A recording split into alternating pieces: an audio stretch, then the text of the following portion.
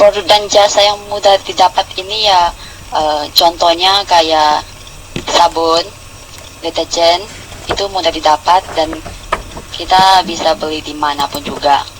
Dan yang kedua, produk dan jasa yang dapat dibeli itu ya kayak televisi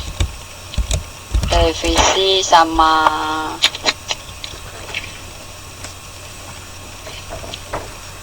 apa ya Pak? Televisi bisa nggak Pak? Nggak tahu. Mbak kan ibu dosen ya.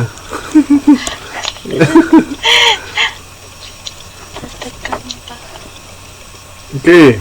Ya. Bentar. Coba teman-teman yang lain, ada yang mau kontribusi nggak? Tolong bantu teman-teman. Ini ada beberapa orang sudah ada nih namanya. Yang lainnya, yang berapa orang lain belum ada. Di sini ada 8 orang yang sudah ada, 9 orang yang sudah ada.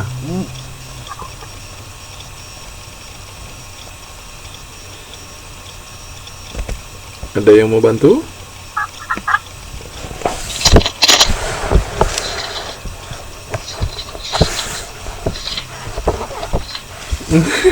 Ini mudah loh. Produk pelanggan. Nggak ada.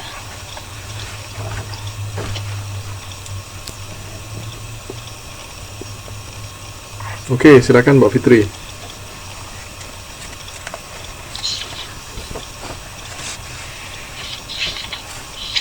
Untuk produk dan jasa yang mudah didapat, itu produk yang sering dikonsumsi, yang murah, sering dijual dengan sedikit usaha dan waktu.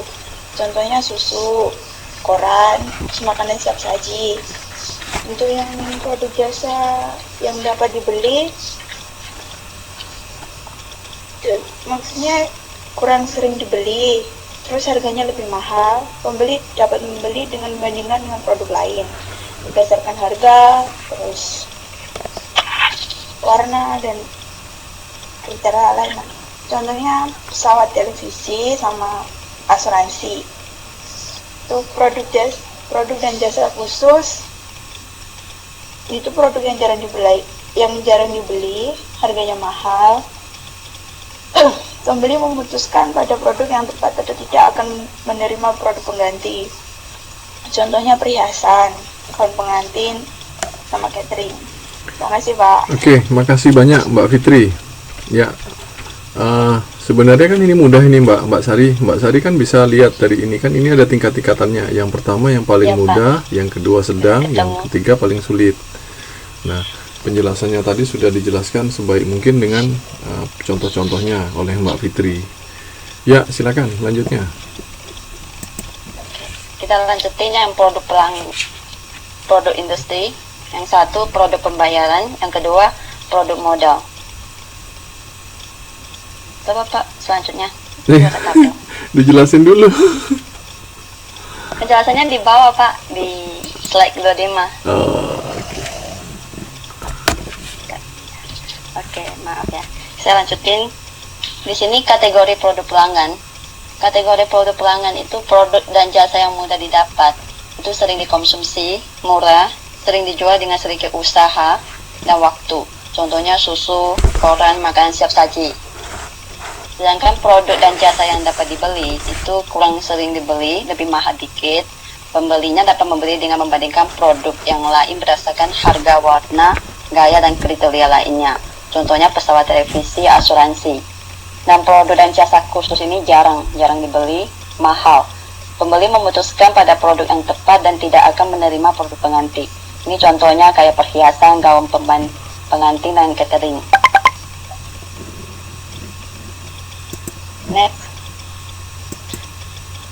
Kategori produk industrial, produk pembayaran. Produk pembayaran itu merupakan produk dan jasa yang dikonsumsi dalam waktu 1 tahun oleh perusahaan yang menghasilkan produk lain atau menawarkan jasa lain. Merupakan produk industri yang digunakan secara langsung dalam proses produksi, dan contohnya teh yang diproses ke dalam teh celup, atau minyak dan produk elektronik lain yang digunakan oleh mesin-mesin. Produk modal, produk dan jasa ini bersifat permanen, mahal, berjangka panjang, dan permanen. Harapan hidup lebih dari 1 tahun. Pembeliannya dapat dilakukan secara berulang sehingga transaksi seringkali melibatkan keputusan dari top manager. Contohnya kayak gedung, misalnya kantor atau pabrik, peralatan tempat air, contohnya peralatan yang bersifat aksesoris kayak komputer, pesawat terbang, perawatan gedung, dan pelayanan hukum.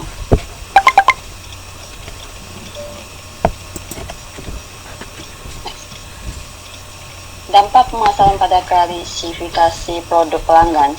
Faktor strategi pemasaran pada produk yang mudah diperoleh itu frekuensi pembelinya sering, image burangnya itu tidak penting, harganya rendah, promosi oleh para produsen, saluran distribusi beberapa pedagang besar dan pengecer, banyaknya outlet pengecer itu beberapa saja. Sedangkan faktor strategi pemasaran pada produk yang dapat dibeli itu frekuensi pembelinya relatif jarang, image burang itu sangat penting, harganya relatif tinggi, promosi ada produsen dan pengecer, saluran distribusi itu relatif sedikit, pedagang besar dan pengecer. Banyaknya outlet pengecer itu juga sedikit. Nah, selanjutnya yang terakhir itu faktor strategi pemasaran pada produk khusus, itu frekuensi pembelinya jarang, image burang itu sangat penting, dan harganya tinggi, promosi oleh produsen dan pengecer, saluran distribusi itu sangat sedikit, pedagang besar dan pengecer. Banyaknya outlet pengecer itu sangat kecil jumlahnya. Satu wilayah itu hanya satu aja outlet yang dibutuhkan. Untuk selanjutnya kita persilakan Mbak Ulin. Mbak Ulin.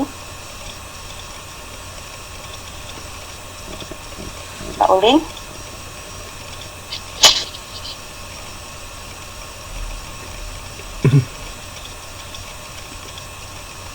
Oke. Saya coba lanjutin lagi ya. Ini konsep pengembangan produk. Konsep pengembangan produk itu yang pertama, lini produk merupakan sekelompok produk yang memiliki kemiripan secara fisik atau ditujukan ke pasar yang sama. Bauran produk merupakan kombinasi berbagai lini produk yang ditawarkan oleh perusahaan. Oke.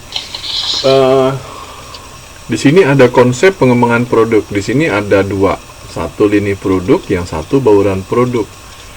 Mbak Sari bisa nggak menjelaskan apa itu lini produk dan apa itu bauran produk? Oke, di sini saya kasih contoh lini produknya itu ya kayak contohnya itu PT Unireva meliputi berbagai produk pencuci seperti deterjen dan kecantikan yang seperti sabun, sampo, pasta gigi. Jadi masuk lini produk ini produk yang memiliki kemiripan secara fisik. Kayak sabun mirip kan dengan deterjen, sampo, pasta gigi, punya kemiripan. Gitu ya. Dan untuk bauran produk ini itu contohnya kayak bank. Kan kita tahu bank itu cuma buat nabung ya kan, awalnya itu buat tabungan. Nah, pengembangan produk itu dia banknya dikembangkan ada banyak layanan kayak safety deposit box, asuransi, atau mungkin computer banking, e-banking, KBCA, semacam gitu Pak. Oke, bagus. Terima kasih.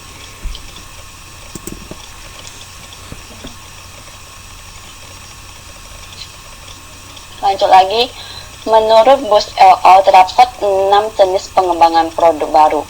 Yang pertama, produk baru itu yang sama sekali baru. Jadi produk ini sama sekali tidak pernah ada dan bisa yang baru itu, jadi sehingga dia produk ini memerlukan rencana-rencana yang sama dan biaya yang besar. Yang kedua, lini produk baru. Yang ketiga, produk baru yang menambahkan lini produk yang telah ada.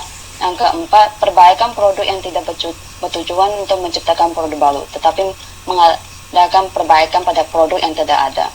Yang kelima, produk yang ditempatkan kembali berarti menggunakan produk yang ada, tetapi berusaha menemukan cara untuk memasarkan produknya kepada pelanggan lagi. Yang keenam, pengembangan produk lebih murah daripada produk yang telah ada untuk bertujuan meningkatkan pemasaran.